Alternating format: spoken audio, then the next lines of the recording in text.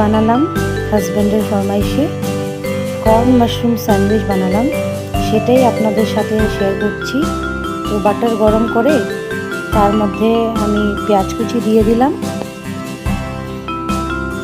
তো পেঁয়াজটাকে একটু ভালো করে ব্রাউন কালার হওয়া পর্যন্ত আমরা একটু করবো, এটাকে ফ্রাই করবো বাটারে। তারপর আমি মাশরুম যে কেটে রেখেছিলাম সেটা দিয়ে দিলাম কড়াইতে। অ্যাকচুয়ালি আমি প্রিভিয়াস ভিডিওটা নিতে ভুলে গেছি, হঠাৎ আমি সব কিছু কাটার পরে আমার মনে পড়লো যে একটা রেসিপি শেয়ার করতে পারি তোমাদের সবার সাথে।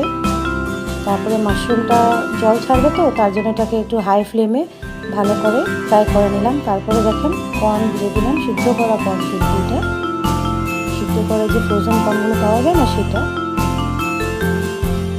আর এই যে কর্নটা আমি দেখাচ্ছি ভালো করে জুম ইন করে যে কর্নটা হচ্ছে। তারপরে যখন জলটা শুকিয়ে যাবে তখন সেটার মধ্যে আন্দাজ মতো লবণ দিয়ে দিব। আর আমরা 4 জন খাওয়ার জন্য এতটুকু কোয়ান্টিটি আমি বানালাম, আপনারা বেশি হলে কোয়ান্টিটি বাড়াতে পারেন। আর এরপরে আমি চিজ দিয়ে দিলাম।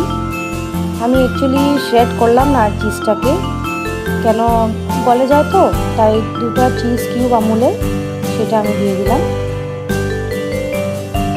আর ওইটাকে মেল্ট হয়ে যাবে নিজে নিজে, একটু আর কি আপনাকে করে ওইটাকে ভেঙে ভেঙে দিতে হবে।